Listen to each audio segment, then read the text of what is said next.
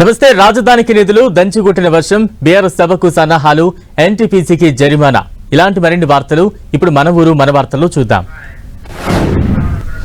AP రాజధాని నిర్మాణానికి ప్రపంచ బ్యాంకు శుభవార్త అందించింది. రాజధాని అమరావతి నిర్మాణాల కోసం ఇదివరకే ప్రపంచ బ్యాంక్ 6,700 కోట్లు మంజూరు చేయగా ఇందులో మొదటి విడత రుణంగా 3,535 కోట్లు విడుదల చేసింది. ఈ నిధులు రాష్ట్ర ప్రభుత్వ ఖాతాలో జమ చేసింది. దీంతో అమరావతి నిర్మాణంలో ఒక ముఖ్యమైన ముందడుగు పడినట్లయింది. ఇదివరకే రాష్ట్ర ప్రభుత్వం అమరావతిలో రాజధాని నిర్మాణాలను రాష్ట్ర ప్రభుత్వ నిధులతో ప్రారంభించింది. ఇప్పుడు ప్రపంచ బ్యాంక్ నిధులు విడుదల చేయడంతో త్వరలోనే ఆసియా అభివృద్ధి బ్యాంకు నుంచి కూడా మొదటి విడత రుణం విడుదలయ్యే అవకాశాలు ఉన్నాయి. ఏడీపీ 6,700 కోట్ల రుణం మంజూరు చేసింది. ఈ రెండు బ్యాంకుల నుంచి సుమారు 13,600 కోట్ల రుణం రూపంలో అందుతుండగా అదనంగా మరో 1,400 కోట్లు కేంద్రం ప్రత్యేక సహాయంగా అందిస్తోంది.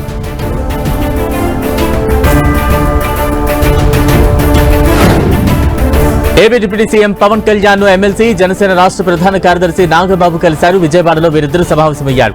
ఎమ్మెల్సీగా ప్రమాణ స్వీకారం చేసిన నాగబాబుకు డిప్యూటీ సీఎం శుభాకాంక్షలు తెలిపారు. ఇటీవల ఎమ్మెల్యే కోట ఎమ్మెల్సీగా ఎన్నికైన నాగబాబు బుధవారం ప్రమాణ స్వీకారం చేశారు. ప్రముఖ సినీ నటుడు పోసాని కృష్ణమురళి గుంటూరు సిఐడి కార్యాలయంలో సంతకం చేసేందుకు వెళ్లారు. ఇటీవల చంద్రబాబుపై అనుచిత వ్యాఖ్యల కేసులో అరెస్టై బెయిల్పై విడుదలైన పోసానికి సిఐడి కోర్టు కొన్ని నిబంధనలు విధించింది. ప్రతి సోమ, గురువారాల్లో సిఐడి కార్యాలయానికి వచ్చి సంతకం చేసి వెళ్లాలని కోర్టు ఆదేశించింది. ఈ క్రమంలోనే ఇవాళ పోసాని గుంటూరులోని సిఐడి కార్యాలయానికి వెళ్లారు. బీఆర్ఎస్ అధినేత కేసీఆర్ పార్టీ ముఖ్య నేతలతో వరుస సమావేశాలు నిర్వహిస్తున్నారు. సిద్దిపేట జిల్లా ఎర్రవెల్లిలోని ఫామ్ హౌస్ లో ఉమ్మడి కరీంనగర్, ఆదిలాబాద్ జిల్లా నేతలతో భేటీ అయ్యారు. పార్టీ ఆవిర్భావం సందర్భంగా నిర్వహించబోయే రజతోత్సవ ఉత్సవాలపై కేసీఆర్ దిశానిర్దేశం చేశారు.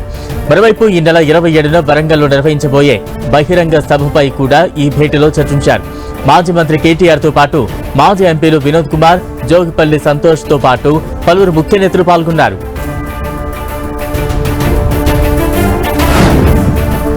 ఇందిరమ్మ రాజ్యంతోనే రాష్ట్రంలో మార్పు, అభివృద్ధి జరుగుతుందని మంత్రి పొంగులేటి శ్రీనివాసరెడ్డి అన్నారు. ఖమ్మం జిల్లా కూసుమంచి మండలం నాయకన్గూడెంలో ఏర్పాటు చేసిన ధాన్యం కొనుగోలు కేంద్రాన్ని ఆయన ప్రారంభించారు. రైతులకు ఇచ్చిన మాట ప్రకారం 2 లక్షల రుణమాఫీ చేసిన ఘనత కేవలం కాంగ్రెస్ పార్టీకే చెందుతుందని మంత్రి తెలిపారు.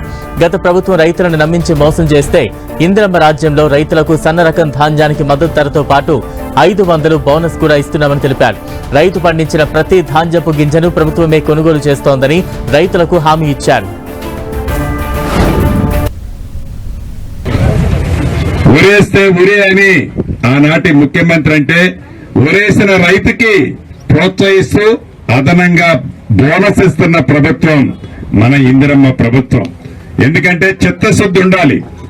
గౌరవ పౌర సరఫరాల శాఖ మంత్రి వర్యులు నిన్న మొన్న చూశారు. మనం పండించిన ధాన్యాన్ని, మనం పండించిన సన్నోట్లని మిల్లు పట్టి విదేశాలకు కూడా ఒక కొత్త తరహాలో విదేశాలకు కూడా మన బియ్యాన్ని ఎక్స్పోర్ట్ చేసే కార్యక్రమాన్ని మొన్ననే శ్రీకారం చుట్టుకున్నాం.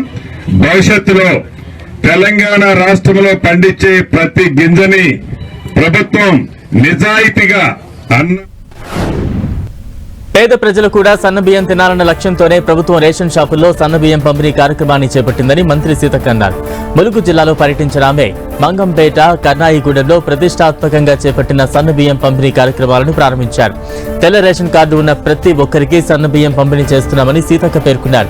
అటు బీజేపీ పాలిత రాష్ట్రాల్లో కూడా సన్నబియ్యం పంపిణీ లేదన్నారు. అటు తాడ్వాయి మండలంలోని ప్రభుత్వం గిరిజన ఆశ్రమ బాలికల పాఠశాలను మంత్రి సీతక్క సందర్శించారు. విద్యార్థులతో కలిసి అల్పాహారం చేశారు.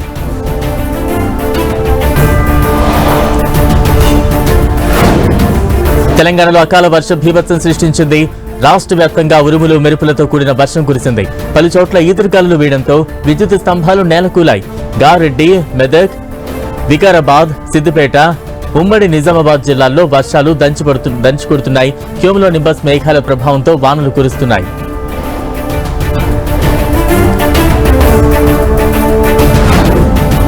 ఉమ్మడి ఆదిలాబాద్ జిల్లాలో వాతావరణం చల్లబడింది. ఆకాశంలో మబ్బులు కమ్ముకున్నాయి.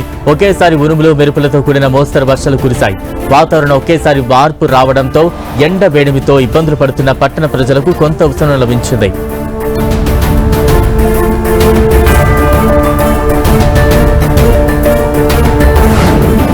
రామగుండం ఎన్టీపీసీ యాజమాన్యానికి అధికారులు భారీ జరిమానా విధించారు. ఎన్టీపీసీ యాజమాన్యానికి 99.28 కోట్ల జరిమానా విధించారు జిల్లా అదనపు కలెక్టర్ అరుణశ్రీ. ఎన్టీపీసీ టౌన్షిప్ లో అనుమతి లేకుండా 6 చోట్ల నిర్మాణాలు చేపట్టారు. గత నెల ఎన్టీపీసీకి రామగుండం బల్దీ అధికారులు నోటీసులు జారీ చేశారు. నిర్ణీత గడువులోగా జరిమానా చెల్లించకపోతే చట్ట ప్రకారం చర్యలు చేపడతామన్నారు.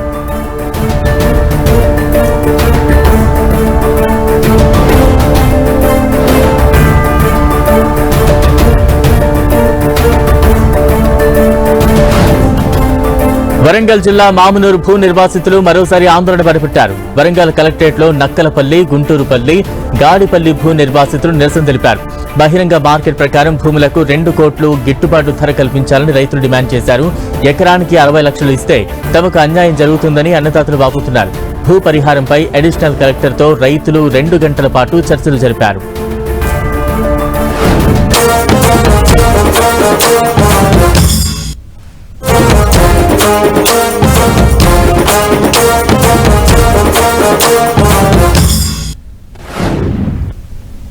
ఏపీ సీఎం చంద్రబాబు సోషల్ మీడియాలో ఆసక్తికర వీడియో పంచుకున్నారు. అమరావతి కాన్సెప్ట్ తో ఉన్న ఆంధ్రప్రదేశ్ రాష్ట్ర చిత్రపటానికి చంద్రబాబు రంగులు అద్దారు. ఇవాళ పెయింటింగ్ వేసేందుకు ప్రయత్నించారు. కళకు ఎంతో ఓపిక కావాలి. వారి ఊహలను ఎంతో అందంగా చిత్రీకరించి జీవం పోసే కళాకారుల పట్ల నాకు అమిత గౌరవం ఉందని చంద్రబాబు సోషల్ మీడియాతో పంచుకున్నారు.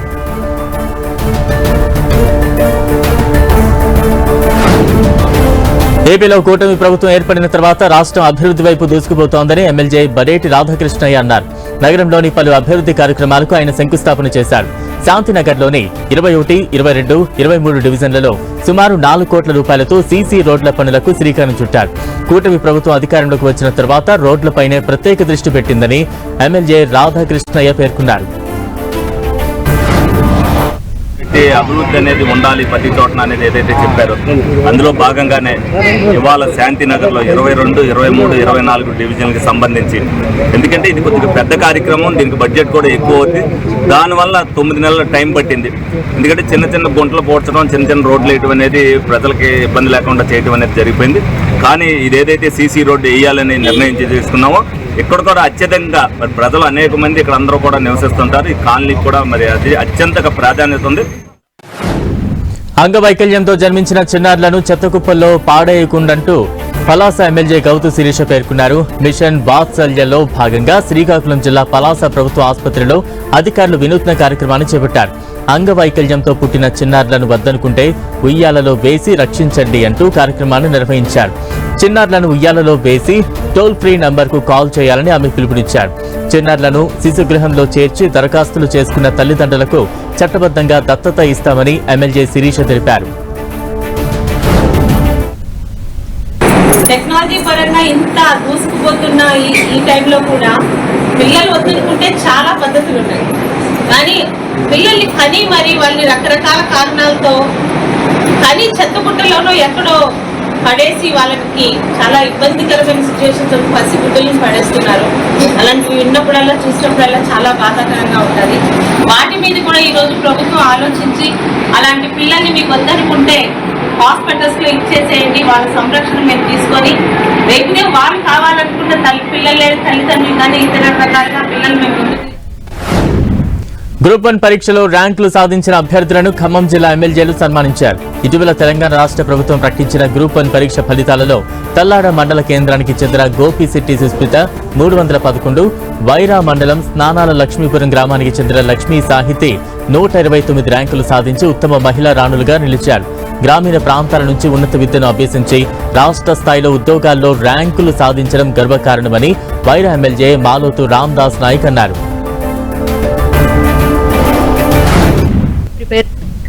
ఇది నా group 1 Telangana first attempt. 3 times రాశాను ప్రిలిమ్స్ కూడా. ఇంతకు ముందు 2023లో ఏపీఎస్సి గ్రూప్ 1 కి అపేర్ అయ్యానండి. లైక్ ప్రిలిమ్స్ మెయిన్స్ క్లియర్ అయింది, ఇంటర్వ్యూ తర్వాత ఐ కుడెంట్ క్లియర్. సో ఆ ఎక్స్పీరియన్స్ నాకు తెలంగాణ గ్రూప్ 1 కి చాలా యూజ్ అయింది. దానికి చాలా హెల్ప్ చేసింది నా mentor Harish sir. Sir APSC guidance ఇవ్వడం వల్ల నాకు టీఎస్పీఎస్సి నేను సెల్ఫ్ గా ప్రిపేర్ అవ్వగలిగాను. So I owe my success to him. Major గా టీఎస్పీఎస్సికి సెల్ఫ్ ప్రిపరేషన్ అయినా కూడా ఒక కరెక్ట్ పాత్ లో వెళ్ళడానికి సార్ గైడెన్స్ చాలా హెల్ప్ అయింది. ఏలూరులో ఐటీ అధికారులు సోదాలు నిర్వహించారు. తణుకు పట్టణానికి చెందిన రియల్టర్ కాటూరి లక్ష్మణరావు, వేల్పూరు గ్రామానికి చెందిన దుర్గా ప్రసాద్ కార్యాలయంపై అధికారులు ఏకకాలంలో సోదాలు నిర్వహించారు. ఇటీవల తణుకు మున్సిపల్ పరిధిలోని టీటీఆర్ బాండ్ల కుంభకోణంలో వీరు కీలక పాత్ర పోషించినట్లు ఆరోపణలు వచ్చాయి. దీంతో రంగంలోకి దిగిన ఐటీ అధికారులు సోదాలు నిర్వహించారు. సీఎం రేవంత్ రెడ్డి చొరవతోనే జిల్లాకు విమానాశ్రయం మంజూరైందని కాంగ్రెస్ పార్టీ సీనియర్ నాయకులు బాలూరి గోవర్ధన్ రెడ్డి అన్నారు. 2009లో జయరాం రమేష్ కృషి కారణంగానే ఎయిర్పోర్ట్ నిర్మాణానికి అడుగులు పడ్డాయని తెలిపారు. ఆదిలాబాద్ ప్రజాసేవ భవన్ సమావేశం ఏర్పాటు చేసిన ఆయన మాజీ సీఎం కేసీఆర్, జోగు రామన్న నిర్లక్ష్యం కారణంగానే ఎయిర్పోర్ట్ అనుమతికి ఆలస్యమైందని పేర్కొన్నారు. 10 ఏళ్ల బీఆర్ఎస్ పాలనలో జిల్లాకు అన్యాయం జరిగిందని ఆరోపించారు. ఆదిలాబాద్లో ఎయిర్పోర్ట్ నిర్మాణానికి కేంద్రం అనుమతించడంపై బీజేపీ నేతలు హర్షం వ్యక్తం చేశారు. ఈ సందర్భంగా ప్రధాని మోదీ స్థానిక ఎమ్మెల్యే పాయల్ శంకర్ చిత్రపటానికి పాలాభిషేకం చేశారు. ప్రధాని మోదీ నాయకత్వంలో దేశం అభివృద్ధి పదంలో దూసుకుపోతోందని ఈ సందర్భంగా జిల్లా బీజేపీ నాయకులు తెలిపారు. శ్రీకాకుళం జిల్లాలో ఏసీబీ దాడులు కలకలం రేపాయి. జిల్లా వైద్యాధికారి టీవీ బాలమురళీకృష్ణ లంచం తీసుకుంటే ఏసీబీ అధికారులకు చిక్కాడు. 20,000 లంచం తీసుకుంటూ డిఎంహెచ్ఓ రెడ్ హ్యాండెడ్ గా ఏసీబీకి పట్టుబడ్డాడు. శ్రీకాకుళం రూరల్ మండలంలోని పీహెచ్సీలో సీనియర్ అసిస్టెంట్ గా విధులు నిర్వహిస్తున్న కాంతమ్మ అనారోగ్యం కారణంగా కొద్ది రోజులు లీవ్లో ఉన్నారు. అయితే ఆమె తిరిగి విధుల్లోకి చేరేందుకు 20,000 లంచం ఇవ్వాలని కాంతమ్మను బాలమురళీకృష్ణ డిమాండ్ చేశారు. దీంతో బాధితురాలు ఏసీబీకి ఫిర్యాదు చేయడంతో అధికారులు దాడులు నిర్వహించారు. భద్రాద్రి కొత్తగూడెం జిల్లా మనుగూరు డివిజన్ పరిధిలోని మార్కెట్లలో పోలీసులు కార్డన్ సెర్చ్ నిర్వహించారు. నంబర్ ప్లేట్లు, సరైన పత్రాలు లేని 34 ద్విచక్ర వాహనాలు, 4 ఆటోలను పోలీసులు సీజ్ చేశారు. జిల్లా ప్రజలను అప్రమత్తం చేయడమే ఈ కార్డన్ సెర్చ్ ముఖ్య ఉద్దేశమని మనుగూరు డీఎస్పీ వంగ రవీందర్ రెడ్డి అన్నారు. ప్రతి ఒక్కరూ ట్రాఫిక్ నిబంధనలు పాటించాలని ప్రజలకు సూచించారు. తెలియకుండా ఎవరైనా అసాంఘిక శక్తులు కానీ వేరే రకమైన పదార్థాలు దాచిపెట్టినా లేకపోతే వాళ్ళు మీ దగ్గర ఉన్న మిమ్మల్ని వాళ్ళని గుర్తించడం దీనిలో భాగం. ఇది చాలా మందికి తెలుసు. ఈ మధ్య కాలంలో మనకు ఈ గాంజా అనేది బాగా ఎక్కువైపోయింది. ప్రతి ఖాళీలో ఎక్కడ చూసినా ఖాళీలో కానీ ఊళ్ళలో కానీ మేము ఎక్కడ వెళ్ళినా లేకపోతే మాకు ఎవరు వచ్చినా గాంజా అని మాట్లాడుతున్నారు. మీ దగ్గర కూడా ఇది ఉంటారు. వరుస చోరీలకు పాల్పడుతున్న ఇద్దరు నిందితులను శ్రీకాకుళం జిల్లా పోలీసులు అరెస్టు చేశారు. నిందితుల నుంచి సుమారు 45 లక్షలు విలువ చేసే 37 తులాల బంగారం, 20 తులాల వెండి ఆభరణాలతో పాటు 25,000 నగదును స్వాధీనం చేసుకున్నట్లు శ్రీకాకుళం ఎస్పీ మహేశ్వర్ రెడ్డి తెలిపారు. నిందితులు పార్వతీపురం మన్యం జిల్లాకు చెందిన పోల భాస్కర్ రావు, శ్రీకాకుళం జిల్లాకు చెందిన ముద్దాడ నరసింహారావుగా గుర్తించారు. నిందితులపై 9 పోలీస్ స్టేషన్లలో 17 కేసులు నమోదయ్యాయని ఎస్పీ పేర్కొన్నారు. ప్రాపర్టీ అఫెండర్స్ని ఇద్దరిని అరెస్ట్ చేయడం జరిగింది. సో వీళ్ళ పేర్లు వచ్చి పోలా భాస్కర్ రావు, ఈయనది Manyam district Seethanagaram mandal, Jogampeta village. Second person పేరు వచ్చి ముద్దాడ నరసింగరావు, ఈయనది ఎచ్చెర్ల మండల్, శ్రీకాకుళం డిస్ట్రిక్ట్. సో వీళ్ళిద్దరూ కలిసి మన జిల్లాకు సంబంధించి పక్క జిల్లాలకు సంబంధించి ఓవరాల్గా 17 కేసెస్, 17 కేసెస్లో వీళ్ళు ప్రాపర్టీ అఫెన్సెస్ చేసిన కేసెస్లో దొరకడం జరిగింది. వీటిల్లో మనకి టోటల్గా ప్రాపర్టీ 76 తులాస్ గోల్డ్ పోయింది. డైమండ్స్కి సంబంధించి ఒక వర్త్ 5 lakhs వరకు లాస్ అయింది. సిల్వర్ కూడా మనకి ఒక 184 tolas and some cash 3.4 lakh cash amount కూడా ఈ 17 కేసెస్లో టోటల్ లాస్ ప్రాపర్టీ. సో దానికి సంబంధించి రికవరీ వచ్చి మనకి 37 తులాస్ గోల్డ్ ఒకటి. ఇవి బులెటిన్ విశేషాలు. Stay tune to 10 TV.